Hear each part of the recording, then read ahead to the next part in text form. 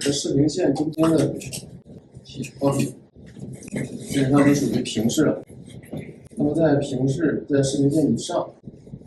这是仰视的。那么仰视的情况下可以看到底面，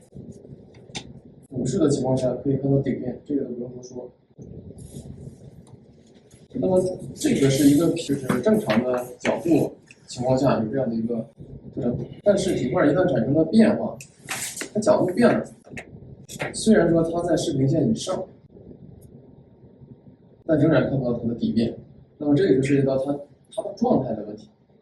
它到底是一个啥样的状态在空间中？因为我们画的方体不是说都是放在水平面上的，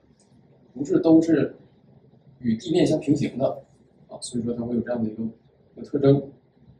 然后还有一个就是视距的问题。视距就是我们离我们视点，比如说这里是一个物体，这里是一个眼睛，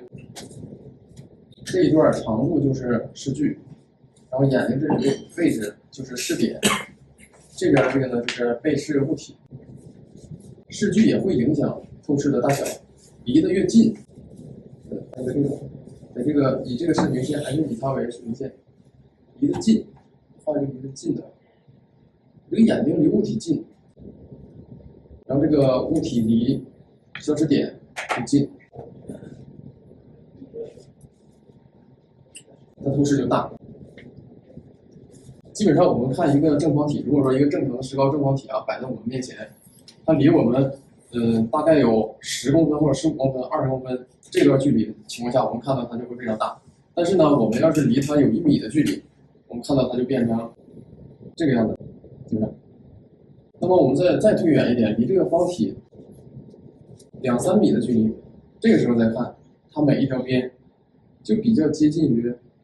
平行了，透视缩减就变小了，就变得不明显了。你可以拿手边的这个小的方体来看一下，你放你眼睛很近的时候，你看这个透视是不是很大？越远那个透视感就越弱。我们画人一般都是离人相对比较远的角度去画，所以说我们画人呢没有画到就是这么明显的透视，除非是那种比较特别的视角，我画一个特别那个特别俯视的人。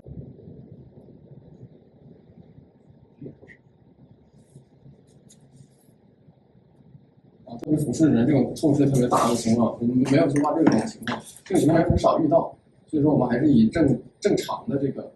就是距离透视特征来画。那么我们一般画到的能用到的透视大概都是这个样子，它只有很微妙的、很微小的这种透视缩减的特征，离得再远一点的话，这个特征就更不明显了。这个跟物体的大小也有关。刚才我们说的是一个石膏体，它的边长大概是多少？差不多也就是15到20公分，18差不多。在我们离这个物体视距离这个物体之间的这个距离是它的2倍以上，我们看的透视就很小。如果在它这个2倍以内，我们看到的它的透视就比较明显。你看我们看房子看一栋房子，为什么感觉房子的透视会更加的大呢？因为房子本身它比较大，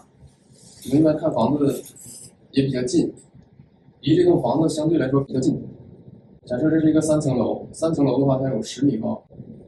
那么我们一般不会离它的大小的2倍、4倍以上的距离去看它。比如说你在50米以外去看它，那基本上这个房子呢就变成这个样子，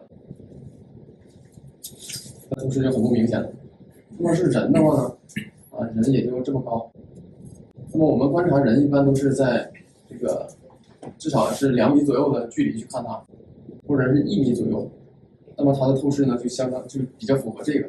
如果是2、3米以外的距离去看这个人，那么它的透视就符合这个。像我们今天画的这个人呢，就是透视都没有特别的明显。这一点是我们画的时候疑问比较多的，就是既考虑了透视，然后呢又感觉考虑的不在点儿上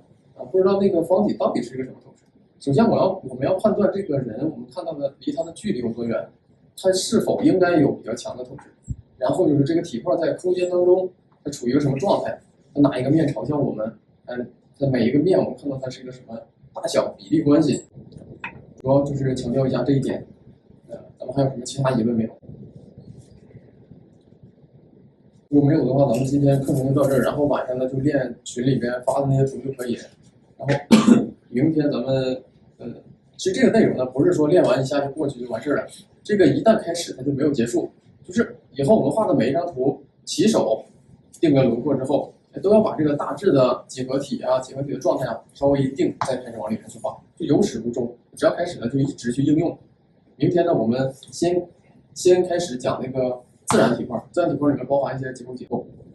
我们讲了一些几个结构之后，回头来再深化对这个几何体的理解。OK。